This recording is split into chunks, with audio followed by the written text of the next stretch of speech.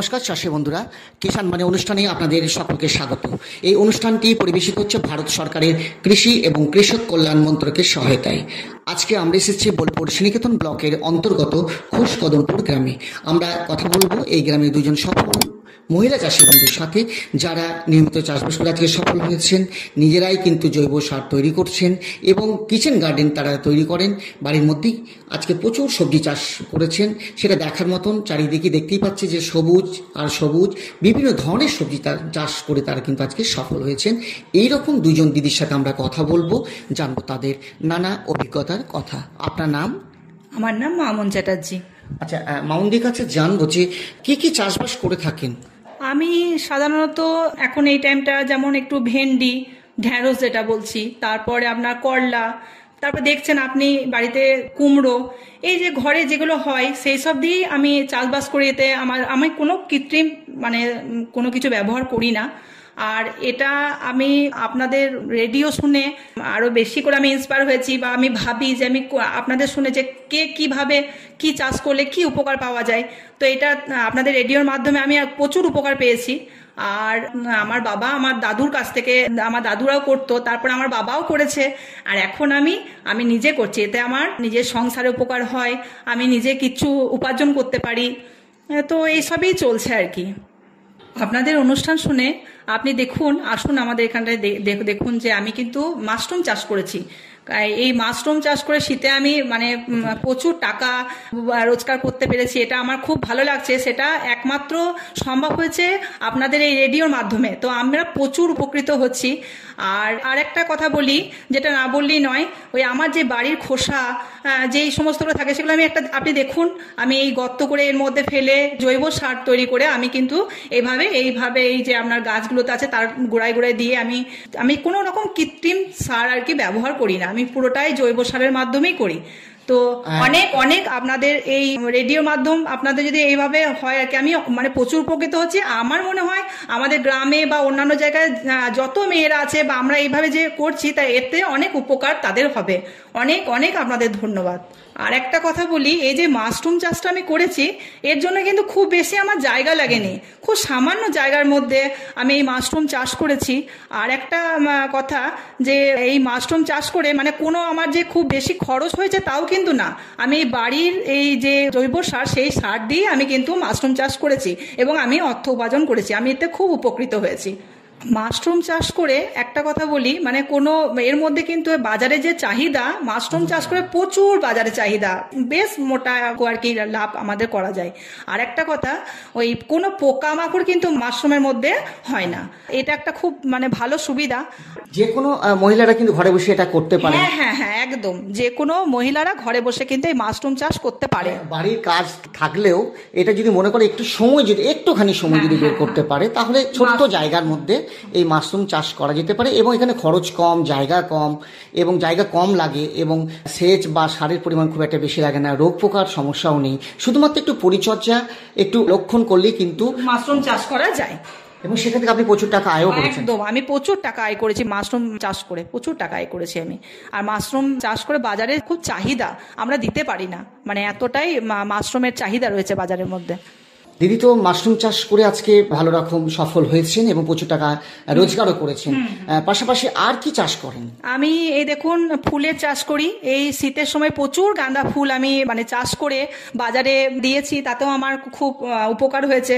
আমি ভালো অঙ্ক একটা অর্থ লাভ করেছি। আর এই দেখুন, সবজি আছে বাড়ির পাশে, আপনি দেখছেন এখন আমার ঢ্যাঁড়স আছে, করলা আছে, কুমড়ো আছে, গাছের পেঁপে আছে। তো সবকিছুই আমি জৈব সারের মাধ্যমে এদেরকে পরিচর্যা করি, আর আমাদের গ্রামে আরো সবাই করে। তো আমি এই ফুলের চাষ বা অন্যান্য আপনি যেগুলো দেখছেন, এসব করে আমি উপকার পেয়েছি। দিদির কাছে জানবো যে এই যে বিভিন্ন ধরনের সবজি চাষ করেছেন, ভেষজ উদ্ভিদ চাষ করেছেন, একটা কিচেন গার্ডেন, সুন্দর একটা পরিবেশ দেখতে পাচ্ছি। বাগানের মধ্যে বিভিন্ন ধরনের লতা জাতীয় গাছও রয়েছে, ফুলের বাগান রয়েছে। তো হঠাৎ এইরকম একটা সুন্দর পরিবেশ বা কিচেন গার্ডেন করার মাথায় এলো কেন? প্রথম কথা একটাই বলবো যে আমার দাদু, আমার বাবা, ওনারাও করেছেন, এখন আমি করছি, তাতে আমি উপকৃত হচ্ছি। আর একটা কথা যেটা না বললেই নয়, এতটা বড় করবো কোনোদিন ভাবতে পারিনি, সেটা অবশ্যই আপনাদের চ্যানেলের জন্য। আমি এই যে আপনাদের রেডিও শুনে আমি খুব উপকার পেয়েছি এবং আমার মনে হয় আরো অনেক দিদিরাই পেয়েছে। আর এই গাছ থেকে আমি ওই বীজ রোপণ করে সেই বীজ সংরক্ষণ করে রেখে আমি চারা গাছ তৈরি করি, সেই চারা গাছ আবার আমি বাজারেও দিই, আবার নিজেও পরিচর্যা করি। আর আমার সব থেকে বড় কথা, এই কাজটাতে আমি খুব আনন্দের সাথে করি, আমার খুব ভালো লাগে এই কাজটা করতে। আমি সারাদিনে বাড়ির কাজকর্ম সেরেও যে আমি এই সব কাজগুলো করি, তো এর মধ্যে একটা আমার মানে কি বলবো, একটা আলাদা আনন্দই লাগে। আমি আনন্দের সাথে কাজ করি, কাজের সাথে যখন আমি যেই উপার্জনটা আমার হয় সেটা তো আমার খুব ভালো লাগে, আমার সংসারের কাজে লাগে। দিদির কাছে জানবো যে এই যে বিভিন্ন ধরনের সবজি চাষ করেছেন, ফুলের বাগান তৈরি করেছেন এবং লতা জাতীয় গাছও রয়েছে দেখতে, মাচাও তৈরি করেছেন, তো এগুলো তো নিজের হাতে তৈরি? হ্যাঁ, অবশ্যই, একদম নিজের হাতে তৈরি, আমি নিজে করি এবং আমার এক মেয়ে আছে, সেও আমার হাতে হাত লাগিয়ে সহযোগিতা করে, সেও শিখছে। এবং আমি আরো সবাইকে বলবো এইভাবে করুন, আপনারা অবশ্যই উপকার পাবেন। আচ্ছা দিদিকে বলবো যে এই যে ভেষজ উদ্ভিদের চাষ করেছেন, সেখানে তো আপনার এটা ভেষজ উদ্ভিদের চাষ করলে এটা তো গুণাগুণ অনেক বেশি এবং ঘরোয়া পদ্ধতিতে চাষ করা যেতেই পারে এবং এগুলো তো চাহিদাও রয়েছে। একদম অনেক চাহিদা আছে, বলছি তো, যেমন মাশরুমের প্রচুর চাহিদা, মানে আমরা দিতে পারি না, এতটাই চাহিদা থাকে। তো অবশ্যই মাশরুম চাষ করুন। আর একটা কথা, এটার জন্য কিন্তু খুব বেশি জায়গা লাগে না। আপনি প্রথমে ছোট থেকে শুরু করুন, দেখুন ছোট থেকে আস্তে আস্তে আপনার নিজেরই মানে ইচ্ছা হবে যে এটা করি ওটা করি, তারপর আপনার মানে আস্তে আস্তে আপনার বড় হয়ে যাবে। সে যে খুব বেশি জায়গা লাগবে, খুব বেশি করতে হবে এমন না, এইভাবে করুন, মানে অনেক উপকার হবে। আচ্ছা দিদির কাছে জানবো যে এতটা জৈব সার ব্যবহার করেন, সেক্ষেত্রে শুধুমাত্র যে সবজির খোসা দিয়ে তো সম্ভব হয় না, তো বাকি জৈব সারটা কোথা থেকে জোগাড় করেন? এই যে আমার বাড়িতে দেখছেন যে গবাদি পশু আছে, গরু আছে, হাঁস আছে, ছাগল আছে, এই যে ওদের মলমূত্রগুলো আছে, সেগুলো থেকেই আমরা বাদ বাকিটা মানে ব্যবহার করি আর কি। মানে অন্য কোনো সার আমি ব্যবহার করি না, পুরোটাই জৈব সারের উপরই আমি করি। দিদির কাছে জানবো যে এই যে আমরা জানি প্রতিটি ফসলের ক্ষেত্রে রোগ পোকার সমস্যা খুব বেশি হয়ে থাকে, তো সেক্ষেত্রে আপনার যে বাগান রয়েছে বা সবজি বাগান, আশা করি খুব একটা রোগ পোকার সমস্যা হয় না, আর হলেও কি ব্যবস্থা নেন, কিভাবে নিয়ন্ত্রণ করেন? আমি নিয়ন্ত্রণ করি বলতে, আমি নিম পাতা, আপনি দেখেছেন আমার বাড়িতে একটা নিম গাছও আছে, নিম গাছটাও খুব দরকার, তো নিম পাতা ব্যবহার করি, নিম পাতা, তারপর সার্পের জল, এইসবগুলো দিয়ে আমি ব্যবহার করে থাকি। তো আমার কিন্তু আপনি দেখুন গাছ আমার কিন্তু সতেজ, কোনো রকম আমার কিন্তু পোকা লাগেনি। বেগুন গাছেও আমার খুব সুন্দর ফল এবছর আমি পেয়েছি, আমার ঘরে বেগুন গাছও আছে, আরও অন্যান্য গাছে কোনো পোকা নেই। আমি কোনো বাইরের কোনো ওষুধ কোনো কিছু ব্যবহার করি না। বাড়ির মধ্যে ক্যাকটাস সেটাও চাষ করেছেন এবং দেখতে পাচ্ছি বেশ গুল্ম জাতীয় কিছু বৃক্ষ রয়েছে এবং ফুলের বাগান রয়েছে, বিভিন্ন ধরনের ঢ্যাঁড়স দেখতে পাচ্ছি এবং সব থেকে ব্যাপার উচ্ছে গাছ, সেটা একটা মাচা তৈরি করেছেন। এই মাচা তৈরি করছেন ইঁদুরের উপদ্রব নাকি বৃষ্টিপাতের বেশি ক্ষতি হবে সেই জন্য? না, বৃষ্টিপাতে ক্ষতি হবে সেই জন্য তো অবশ্যই, আর মাচার উপর দিলে ফলনটা বেশ ভালো হবে, তার জন্যই মাচাটা ব্যবহার করা হয়েছে। একটু আগে দিদি বলেন যে মাশরুম চাষ করেছেন এবং মাশরুমের চাহিদা রয়েছে, যারা বিক্রি করেন তারা বাড়ি থেকে নিয়ে চলে যায়।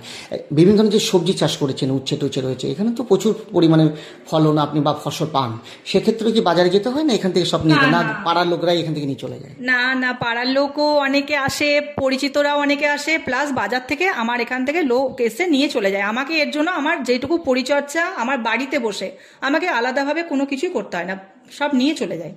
আচ্ছা দিদি, দেখতে পাচ্ছি বাগানের মধ্যে মানে চারিদিকটায় গোল করে যে পেঁপে গাছ রয়েছে, এগুলো কি বাবা চাষ করেছেন নাকি আপনি করেছেন? না, এটা আমি করেছি পুরোপুরি আমার। এখন আপনি যা দেখছেন সব আমার নিজের হাতে লাগানো, এবং আমার সহযোগিতা করার জন্য আমার মেয়ে আছে, আমার হাজবেন্ডও আমাকে অবশ্যই ফাঁকা সময় থাকলে আমাকে সহযোগিতা করে। আর এই যে পেঁপেগুলো দেখছেন, এখন বাজার ক্রয় মূল্যে পেঁপে এটাও দামটা বেশ ভালোই আছে, তো পেঁপেটাও আমি পাকা পেঁপে বিক্রি করি, কাঁচা পেঁপেও বিক্রি করি, প্লাস আমার বাড়িতে খাওয়া হয়। পেঁপে পেটের জন্য খুব ভালো, খুব, ওই জন্য আমি পেঁপেটা খুব ভালোই এবারে মানে চাষ করেছি। দেখতে পাচ্ছি যে প্রচুর পেঁপে গাছ রয়েছে এবং ফলন অনেক বেশি হয়েছে এবং প্রচুর ফুলও ধরেছে দেখতেই পাচ্ছি, এবং পেঁপে তো চাহিদা রয়েছে, গুণাগুণ তো অনেক বেশি। হ্যাঁ, পেঁপের ভালো চাহিদা আছে। আমি আজকেই আমার কাছ থেকে প্রায় 20 কিলো মতো পেঁপে একজন নিয়ে গেল, এরকম আমার প্রতিদিনই মোটামুটি প্রায় দিনই হয়। কাঁচা পাকা দুই রকমই পেঁপে বিক্রি করেন? হ্যাঁ, কাঁচা পাকা পেঁপে আমি দুই রকমই বিক্রি করি, শুধু পেঁপে না, আপনি দেখছেন তো আমার এখানে আরো অনেক রকম সবজি আছে, সব সবজি আমি মোটামুটি ভালোই বিক্রি করি। আর মাশরুম তো আছেই, মাশরুম তো আমি শীতের সময় ভালো মাশরুম আমি বিক্রি করেছি। খুব ভালো লাগলো আপনার সাথে কথা বলে। আমরা একজন সফল মহিলা চাষি বন্ধুকে পেয়েছিলাম, তিনি জৈব পদ্ধতি চাষবাস করে আজকে সফল হয়েছেন, মাশরুম চাষ করেছেন, পেঁপে চাষ করেছেন, এরকম একজন মহিলা চাষি বন্ধুর নানা অভিজ্ঞতার কথা শুনলাম। আমাদের সঙ্গে রয়েছেন আরেকজন সফল মহিলা চাষি বন্ধু, তার অভিজ্ঞতার কথা আজ আমরা শুনবো। দিদি, আপনার নাম? আমার নাম সেজুতি দাস। সেজুদির কাছে জানবো যে আপনি মূলত কি কি কাজ করে থাকেন?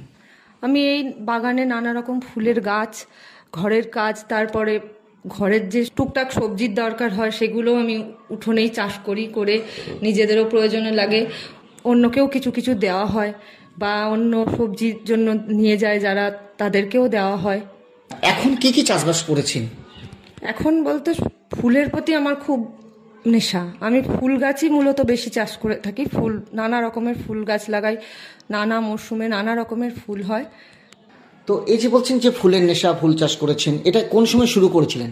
পুজোর সময় থেকেই, শীতের দিকে, হ্যাঁ শীতের দিকের যে ফুল সেগুলো পুজোর সময় থেকেই শুরু করতে হয় মূলত, কারণ ওই সময় মাটি তৈরি করতে হয়, তারপর চারা লাগাতে হয়, আস্তে আস্তে সার দিয়ে সেই চারা বড় করতে হয়, সেই চারা ফুল হতে হতে একটু বেশি সময় লাগে। কারণ আমি তো সমস্তটাই ঘরের সবজি পচা সার দিয়েই চাষ করি। সবজির যে খোসা হয় সেগুলোকেই সার হিসাবে ব্যবহার করি, বা গোবর সার দিই। হ্যাঁ, ওইভাবে সে শীতের শেষের দিকেই ফুল ফোটে। শীতের শেষ বলতে এই যেমন কিছু কিছু ফুল, জবা বা গোলাপগুলো শীতের শেষের দিকেই ফুটতে শুরু হয়েছে। কারণ হচ্ছে ওগুলো তো শীতের সময় খুব একটা হয় না, এখন শীতের পরে ওগুলো ফুটতে শুরু করছে। মানে আপনি এমন ভাবে চাষ করেছেন যে শীতকালেও যে ফুলগুলো পাওয়া যাবে এবং শীতের শেষ দিকে, অর্থাৎ এই যে গরম পড়ে গেল, এই সময় ফুল পাওয়া যাবে এবং সেগুলো বাজারে বিক্রি করলে অনেকটা টাকা রোজগার করতে পারবেন। হ্যাঁ হ্যাঁ, এবার নানা রকমের জবা আছে, রজনীগন্ধা আছে। বিয়ের মরশুম পড়ছে এখন, গোলাপ, রজনীগন্ধারও প্রচুর চাহিদা। সেই জন্য এবার রজনীগন্ধাই তো দেখছেন ফুটতে শুরু হয়েছে অল্প অল্প করে, বা জুঁই ফুটতে শুরু হয়েছে, বেলি ফুল ফুটতে শুরু হয়েছে। এগুলো মূলত বিয়ের দরকারে প্রচুর কাজে লাগে এগুলো। তো এই যে বিভিন্ন ধরনের ফুল চাষ করেছেন, এবং বীজ কি সংরক্ষণ করে রেখে দেন? হ্যাঁ, বীজ সংরক্ষণ করে রেখে দিই, বা জবা গাছের ডাল কেটে চারা তৈরি করি, এবং রজনীগন্ধারও তাই, ওই গোড়া রেখে দেওয়া হয়, সেগুলোকে অন্য অন্য টব থেকে পরে মাটি যাবে বেশি জায়গায় যাতে অনেক ফুল ফোটে সেইভাবে রাখা হয়। আর শীতের সময় তো প্রচুর চন্দ্রমল্লিকা, ডালিয়া এবং নানা রকম আরও অনেক রকমের ফুল ফুটেছে। দেখছেন গাছগুলো এখন শুকিয়েই গেছে, কিন্তু ওই ফুলগুলো খুব প্রচুর পরিমাণেই ফুটেছে। শীতের সময় ওগুলো কাজে লাগে, বা নানা রকম মন্দিরে পুজোতে নিয়ে যায় অনেকেই। তো এই যে কাজগুলো করে থাকেন, আপনাকে সাহায্য কে করে থাকেন? আমার ঘরে আমার মেয়ে আছে, বা আমার সঙ্গে আমার দুজন বন্ধু বান্ধবও আছে, যারা সবাই মিলে একসঙ্গে, তারাও খুব আগ্রহী এই ফুল চাষে। তারাও এসে আমার সঙ্গে করে, আমার হাতে হাতে কাজ করে দেয়, গাছে জল দিয়ে দেয়, গাছে যখন সার দেওয়ার থাকে সার দেয়। একসঙ্গে করতে কাজের মজাও হয়, সবাই মিলে বেশ ভালোই লাগে। এই সময় তো বিয়ের মরশুম চলছে, ওর জন্য এই সময় ফুলের প্রচুর চাহিদা। একদম, মানে এই যেহেতু চৈত্র মাসে পরেই তো বৈশাখ মাস আসছে, এরপর তো একটা বিয়ের তো একটা পড়ে যায়, পুজো পার্বণ সব ক্ষেত্রে তো ফুলের একটা চাহিদা রয়েছে, সব সময় সারা বছরই ফুলের প্রয়োজন হয়ে থাকে। হ্যাঁ হ্যাঁ, ফুলের প্রয়োজন হয়ে থাকে, এবং এই ফুল বিক্রি করে আমার অনেকটা টাকাও লাভ হয়। হ্যাঁ, আমরা এই ফুলের পাশাপাশি যে বাজার আছে সেখানে পাঠাই, এবং ঘর থেকেও নিয়ে যায় এসে। এর থেকে আমরা বেশ অনেকটা টাকাই রোজগার করতে পারি। তো এই যে ফুল চাষ করেছেন, বিভিন্ন ধরনের ফুলের চাষ, ফুল গাছ রয়েছে, তো এগুলো তো পরিচর্যা করতে হয়, কি ধরনের পরিচর্যা করেন? হ্যাঁ, ফুল গাছে তো ভালোই পরিচর্যা করতে হয়। যত ভালোভাবে পরিচর্যা করা যায় তত ফুলের সাইজ বড় হয়, এবং ফুল প্রচুর পরিমাণে ফুল ফোটে। যখন বেশি ফুল ফোটানোর জন্য নানা রকমের সার, যেমন হচ্ছে কলার খোসা পচিয়ে তার জল, এবং পেঁয়াজের খোসা পচিয়ে তার জল দেওয়া হয় যাতে ফুল বেশি ফোটে। এবং ফুলের গাছে মাঝে মাঝে পোকা যাতে না লাগে তার জন্য নিম তেল ব্যবহার করা হয়, সেটাও আমরা ঘরে তৈরি করেই দিই। নিম পাতাকে তেলের মধ্যে ফুটিয়ে জলে মিশিয়ে সেটাকে স্প্রে করা হয়। এবং বৃষ্টি যদি শীতের সময় হয় তখন খুব অসুবিধাই হয়, কারণ শীতের ফুল তো বৃষ্টির পড়লে নষ্ট হয়ে যায় তাড়াতাড়ি। তো তার জন্য আমরা একটা শেড করেছি, দেখতে পাচ্ছেন, ওই শেডের তলায় টবগুলো নিয়ে যাই। আমার প্রচুর টবে, দেখতেই পাচ্ছেন প্রচুর টব রয়েছে, ওই টব সমেত তখন আবার তুলে রাখতে হয়। হ্যাঁ, এবং শীতের ফুলে প্রচুর রোদ্দুর দরকার, ওর জন্য সেগুলোকে রোদে দিতে হয়, বা যাতে ভালো রোদ পায়। এইভাবেই আমরা যত্ন করি গাছের। আচ্ছা, দেখতে পাচ্ছি যে ফুল চাষ তো করেছেন, ফুল চাষের পাশাপাশি দেখতে পাচ্ছি প্রচুর সবজি বাগানও তৈরি করেছেন, এটাও তো নিজেই করেছেন। হ্যাঁ হ্যাঁ, এই ফুল গাছের পাশাপাশি এই অল্প জায়গা হলেও এখানে দেখুন নানা রকমের সবজি আছে, যেমন শসা, পটল, ভেন্ডি, হ্যাঁ, ধনেপাতা শীতের সময় হয়, বা এই লঙ্কা গাছে লঙ্কা হয়। এইভাবে এগুলোর থেকেও ভালোই সফলতা পেয়েছি আমি এই চাষ করে। হ্যাঁ, এবং এগুলো থেকেও আমি কিছু অর্থ রোজগার করতে পারি। হ্যাঁ, কারণ ওই গাছগুলোকেও যখন ঠিকঠাকভাবে যে যত্ন করা যায়, ওগুলো ভালোভাবেই ফসল দেয়। আচ্ছা, এই যে সবজি চাষ করেছেন এগুলো কি নিজের হাতে তৈরি বললেন, এবং চারা গাছটাও কি নিজে তৈরি করেন? হ্যাঁ, চারা গাছ বাজার থেকে বীজ কিনে এনে আমরা চারা গাছ নিজেরাই তৈরি করি। এবং এই পাশে দেখতে পাচ্ছেন যে আমাদের একটা ছোট ব্রয়লার মুরগির পোলট্রি রয়েছে, তা ওখান থেকেও আমাদের কিছু রোজগার হয়। মুরগির যে মলগুলো সেগুলো সার হিসাবে গাছের মধ্যে দেওয়া হয়, এবং অনেক সময় হয় কি ওই ওপরে দেখতে পাচ্ছেন যে মাচা করা আছে, মুরগির মলটা নিজেও পড়ে যায়, সেটার জন্য আমাদের বাড়তি কোনো পরিশ্রম করতে হচ্ছে না। হ্যাঁ, এইভাবে একটার থেকে আরেক, এইভাবে আমরা একটার সঙ্গে একটা ব্যবসাকে করতে পারি নিজেরা। আপনি দেখতে পাচ্ছেন যে এখানে হাঁস মুরগির ফার্ম রয়েছে এবং চারিদিকে অন্যান্য গাছও রয়েছে। যেহেতু আমরা এই গাছপালাকে ভালোবাসি, আমরা চাই যে নানা রকমের এইভাবে একটার সঙ্গে একটাকে যোগ করে চালিয়ে নিতে। যেমন শীতের সময় শীতের, গ্রীষ্মের সময় গ্রীষ্মের যে এই আম গাছ রয়েছে, এখান থেকেও আম টাম হয়। অল্প জায়গা হলেও আমরা নানা রকমের সবজি চাষ বা ফুল চাষ এবং এই পোলট্রির ব্যবসা, এইসব মিলিয়ে মিশিয়ে আমরা মোটামুটি আর্থিকভাবে সচ্ছলতা লাভ করতে পারি। যদি কেউ মনে করে যে অল্প জায়গা হলেও, অল্পর মধ্যেও যদি নিজেরা নিজেদের আর্থিক দিক থেকে নিজেদেরকে উন্নতি করবে, তাহলে সে চেষ্টা করলে, ভালোবাসলে কিন্তু এটা করা যায়। আমি যে নিজে এইভাবে করতে শুরু করেছি তা না। এই যে আকাশবাণীতে যে প্রোগ্রামটা আপনাদের হয়, যে কিষাণবাণী, ওই প্রোগ্রাম আমি শুনে নিজে খুব উপকৃত হয়েছি, এবং ওই প্রোগ্রামের শুনে অনুপ্রাণিত হয়েছি যে এইভাবে চাষ করলে আমরা নিজেরাও অনেকটাই সচ্ছল হতে পারবো। আপনাদের যে এই কিষাণবাণীর অনুষ্ঠানে স্বনির্ভর গোষ্ঠীর মহিলারা এবং আদিবাসী মহিলারা যেভাবে চাষের কথা বলেছে, বা তারা যেমন করে চাষ করে, জৈব সার ব্যবহার করে তারা যে উপকৃত হয়েছে, সেটা শুনেও আমি নিজে খুব অনুপ্রাণিত হয়েছি। ওরা যদি পারছে তাহলে আমিও নিশ্চয়ই পারবো এইভাবে করতে, এবং আমি নিজেও সফল হয়েছি। এবং আমার দেখা দেখি আমার পাশে চারপাশে অনেক মহিলাই পেরেছে এইভাবে নিজেদেরকে এগিয়ে নিয়ে যেতে। তারাও বাড়িতে অল্প জায়গার মধ্যেই এইভাবে নানা রকম চাষ টাস করে বা ফসল ফলিয়ে লাভবান হয়েছে। তো এই যে বিভিন্ন ধরনের চাষবাস করেছেন, শুধুমাত্র ফুল চাষের উপর আপনি নির্ভর করে থাকেননি, ফুল চাষের পাশাপাশি দেখতে পাচ্ছি যে বিভিন্ন ধরনের সবজি চাষ করেছেন, ফল চাষ করেছেন, এবং সেটাও কিন্তু আজকে আপনি করে দেখিয়েছেন। এবং নিয়মিত এই যে কিষাণবাণী অনুষ্ঠান আমাদের আকাশবাণী থেকে হয়ে থাকে বা প্রচার হয়ে থাকে, সেখানে শুনে কিন্তু আপনি যথেষ্ট সাহায্য পেয়েছেন। আজকে সেখান থেকে অনুষ্ঠান শুনে আজকে আপনি চাষবাস করেছেন, আজকে সফল হয়েছেন। এটাকে আরও বড় করে করার পরিকল্পনা আগামী দিনে আছে? হ্যাঁ, অবশ্যই। কারণ হচ্ছে আমি তো এই নিজে যেটুকু জানতাম তার থেকে অনেক বেশি জানতে পেরেছি এই আপনাদের অনুষ্ঠান থেকে। কিভাবে সার তৈরি করে, কিভাবে তারা নিজেরা গাছপালা পরিচর্যা করে, সেগুলো আমি আপনাদের অনুষ্ঠান থেকেই জেনেছি। আর আগামী দিনে চেষ্টা করব আরও বড় করে যাতে আমি চাষবাস করতে পারি, এবং এখান থেকে আমি অনেকটাই আশার আলো দেখেছি যে চেষ্টা করলে নিশ্চয়ই আপনাদের অনুষ্ঠান শুনলে সফল হওয়া যায়। হ্যাঁ, তা আমি দেখব ভবিষ্যতে যদি আরও পারি, এবং আমি নিজের পায়ে দাঁড়াতেও পেরেছি এই অনুষ্ঠান শুনে, আমি নিজেও এগোতে পেরেছি অনেকটা।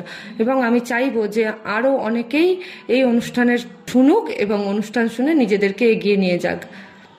খুব ভালো লাগলো আপনাদের সাথে কথা বলে। আজকে আমরা এসেছিলাম বোলপুর শ্রীনিকেতন ব্লকের অন্তর্গত খোশকদমপুর গ্রামে। আমরা কথা বললাম দুইজন সফল চাষি বন্ধুর সাথে, যারা সারা বছর ধরে চাষবাস করে থাকেন। আজকে চাষবাস করে তারা আজকে সফল হয়েছেন, স্বনির্ভর হয়েছেন, আশার আলো তারা কিন্তু দেখতে পাচ্ছেন।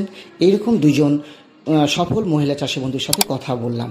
এতক্ষণ এই অনুষ্ঠানটি শুনলেন ভারত সরকারের কৃষি এবং কৃষক কল্যাণ মন্ত্রকের সহায়তায়। সকলকে ধন্যবাদ জানিয়ে আজকের মতন আমাদের এই কিষাণবাণী অনুষ্ঠান শেষ করছি।